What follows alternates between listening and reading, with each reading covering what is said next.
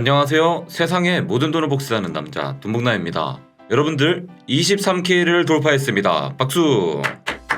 축하드리고요. 오늘 브리핑 중요한 이야기들이 많습니다. 집중해서 잘 들어주세요. 돈패밀리 여러분들, 한때 3위 고래였던 코복남이 보유 중인 비트코인 개수가 급속하게 줄어들고 있습니다. 7월 20일로 날짜가 넘어간 이후로도 무려 46,000개가 사라졌는데요. 최근 활동의 결과로 코복남은 이제 비트코인 8위 고래로 물러났으며 같은 움직임이 더 나온다면 한참 아래로 순위가 밀려나는 것도 가능한 상황입니다. 도대체 무슨 일이 일어나고 있는 것일까요? 한때 코복남은 이제 코인을 삭제하는 코상남이 된 걸까요? 속단하게 앞서서 우리는 코복남의 코인을 좀 더 추적해 볼 필요가 있습니다. 지금까지 코복남의 비트코인이 이동한 경로를 전부 다 추적해보면요, 총 두 곳으로 빠져나갔다는 것을 알 수 있습니다. 그중 하나는 주소 끝자리가 XKSR로 끝나는 코인베이스 지갑이고요. 총 31,500개의 비트코인이 이동했습니다. 나머지 하나는 끝자리가 SSCD로 끝나는 주소이고 이곳으로 총 3만 개의 비트코인이 이동했습니다. 여기서부터 뭔가 냄새가 나지 않으시나요? 우선 코복남의 비트코인이 옮겨간 코인베이스 지갑부터 살펴보겠습니다. 500개가 들어오더니 얼마 지나지 않아 500개가 나가고 3,000개가 들어오더니 3,000개가 나가고 이런 식으로 들어온 수량이 바로바로 그대로 빠져나가는 것이 보이시죠?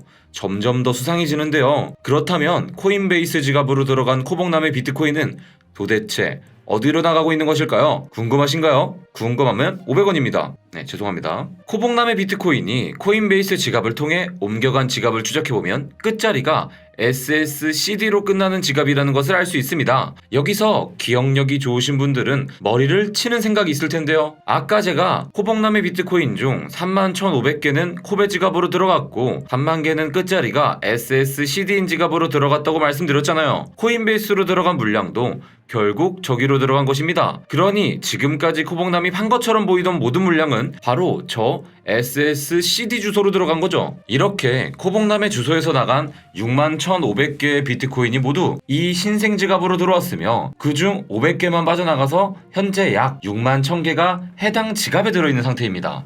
이렇게 코복남의 물량 61,000개를 넘겨받은 신생지갑은 한순간에 비트코인 11위 고래가 되었습니다. 요즘 부캐가 대세라는 소문을 듣고 코복남도 부캐를 키우기 시작한 걸까요? 코인만 복사하는 줄 알았는데 계정까지 복사할 줄이야. 하지만 돈 복사의 원저인 저의 기준에서 볼 때 나누기만 하는 이런 식의 복사는 인정할 수 없습니다. 두 계정 모두가 비트코인 부자 5위권 안에 들어가면 인정하도록 하겠습니다. 계속해서 코복남을 주시하시죠. 7월 14일 영상에서 제가 CPI 결과로 인해 시장의 낙관론이 지배적임에도 불구하고 23K까지 반등을 줄 가능성이 높다고 말씀드렸었는데요. 잘 보시면 저 때가 제가 노란색 점선까지 한 차례 눌림을 준 후 반등이 시작될 수 있다고도 표시해드렸었죠. 지금 보시면 비트코인 가격은 정확히 제가 말씀드린 시나리오대로 흘러갔다는 것을 알 수 있습니다. 노란색 점선 위치에서 한 차례 눌림을 준 것까지도 일치합니다. 제가 최근에 브리핑 해드린 내용 중에서 매우 중요했던 부분이 또 있죠. 바로 지난주에 해드린 폴리곤 브리핑인데요. 돈패밀리 여러분들 벌써 까먹으셨다고요?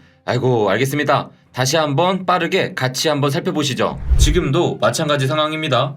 알트코인들이 힘을 못 쓰는 가운데 최근 바닥 가격으로부터 100% 이상 상승한 프로젝트들도 있습니다. 대표적인 예로 폴리곤의 매틱코인이 있습니다. 폴리곤은 이전의 주된 저항선이었던 노란색 최저선을 돌파한 이후로 다시 이전의 저항선을 지지선 삼아 상승을 주고 있습니다. 6월 19일 저점 기준으로 130% 이상 상승을 했는데요. 이 상승 과정에서 높은 거래량을 지속적으로 발생시켰다는 부분은 상당히 긍정적으로 볼 수 있는 대목입니다. 수많은 알트코인이 힘을 못 쓰는 가운데 폴리곤이 좋은 실적을 내는 이유가 무엇일까요? 영향력 있는 대기업들이 폴리곤 네트워크에 계속해서 유입되고 있습니다. 폴리곤은 최근 코카콜라와 파트너십을 체결했으며 코카콜라는 NFT 콜렉션을 폴리곤 네트워크에서 출시했습니다. 뿐만 아니라 최근 디즈니는 폴리곤을 2022년 디즈니 엑셀러레이터 프로그램에 포함된 유일한 블록체인으로 선정했다고 발표까지 했습니다. 폴리곤이 최근 강세를 보이는 또 다른 이유로는 이더리움의 확장 솔루션으로서의 폴리곤 인기가 높아지고 있다는 것입니다. 이더리움의 느린 처리 속도와 비싼 가스비의 문제가 아직 해결된 상태가 아니기에 NFT나 플레이톤 같은 프로젝트들의 입장에서 폴리곤으로의 이주는 계속해서 매력적인 선택 사항이 될 것입니다. 그런 상황에서 점점 더 많은 프로젝트들이 효율적인 운영을 위해 폴리곤으로 이주하고 통합되고 있습니다.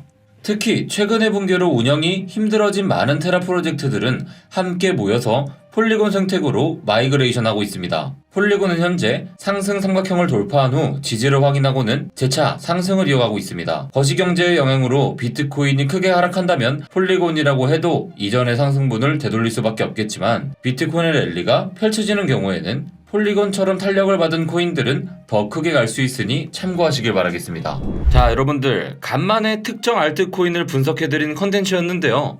그 뒤로 폴리곤은 어떻게 되었을까요? 궁금하신가요? 방송에서 설명드린 이후로 폴리곤은 60% 이상 더 상승했습니다. 아직도 힘이 빠지는 모습은 보이지 않는데요. 지난 영상에서 설명드린 내용과 함께 생각하셔야 할 것이 있습니다. 폴리곤은 이더리움을 보완하는 레이어2 블록체인들의 대장격이라고 할 수 있는 프로젝트입니다. 그렇기에 이더리움 병합 업데이트 이슈로 상승세를 타는 지금 시점에 폴리곤도 같이 상승세를 탄다고 보시면 됩니다. 그 말은 무슨 의미일까요? 이더리움 병합 업데이트로 인한 이더리움의 상승세가 유지되는 중에는 폴리곤도 상승세를 탈 수 있겠지만 기대감으로 인한 상승이 끝나고 되돌림을 주는 시점이 되면 폴리곤 또한 상승 모멘텀이 사라진다는 것을 의미합니다. 그러니 여러분들께서 분석하실 때도 이더리움과의 관계 속에서 앞으로 폴리곤을 잘 주목해 보시면 더 좋은 결과가 있을 거라 생각합니다. 비트코인이 일부 반등을 보이는 상황 속에서 많은 이들의 관점이 갈리고 있습니다. 지금의 상승은 베어마켓 랠리일 가능성이 높으며 여전히 가짜 돌파인 페이크아웃으로 종결될 수 있다고 말하는 이들이 있는가 하면 저점을 높이는 가운데 고점의 돌파 시도를 많이 했다는 점에서 매수세가 강하다는 논리로 28K까지의 상승도 가능하다고 말하는 이들도 있고요. 현재 비트코인은 일봉 차트에서의 50일 지수 이동 평형선과 정확히 닿아 있는 상태입니다. 보시다시피 4월 6일 이후로 근접한 적도 없는 위치인데요. 현재 추세로 봤을 때는 일부 돌파하는 모습을 보여줄 가능성도 낮진 않아 보입니다. 하지만 충분히 주의하시고 신중을 가하실 필요는 있습니다. 최근 비트코인이 일부 반등을 보이는 것은 나스닥 상승세의 영향을 받은 탓입니다. 그렇기에 나스닥 상승이 멈추고 다시 되돌림을 준다면 비트코인 또한 다시 하락할 가능성이 높아지는 것 인지하실 필요가 있어요. 그리고 나스닥의 흐름에 결정적인 영향을 미치게 될 것이 이제 일주일 앞으로 다가온 7월 FOMC입니다. CPI가 9%가 넘는 충격적인 데이터에도 불구하고 시장은 회복을 보였지만 그런 물가 상승에 대해 연준이 어떤 조치를 취하냐에 따라 시장은 다시 충격을 받고 하락할 위험이 있습니다. 그러니 지금까지의 회복세에 취하기보다는 일주일 뒤에 있을 FOMC가 어떤 방향을 줄지를 지켜볼 필요가 있어요. 지금 상황에서 왜 기노브로 시장을 바라봐야 하는지 제가 지난 영상에서 잘 설명드렸죠. 지금까지 살아남은 돈패밀리 여러분들 결국 승리하시리라 믿어 의심치 않습니다. 저는 늘 이 자리에 있겠습니다. 저와 함께 돈 복사하러 가시겠습니까? 근데 여러분들 그냥 무작정 따라오시면 안 됩니다. 여러분들도 공부를 열심히 하시면서 따라오셔야 돼요. 자기 주관 철학 없이 누군가를 맹신한다면 그만큼 무서운 것도 없습니다. 여러분들 잘할 수 있죠? 그럼 내일 라이브 방송에서 만나요. 안녕.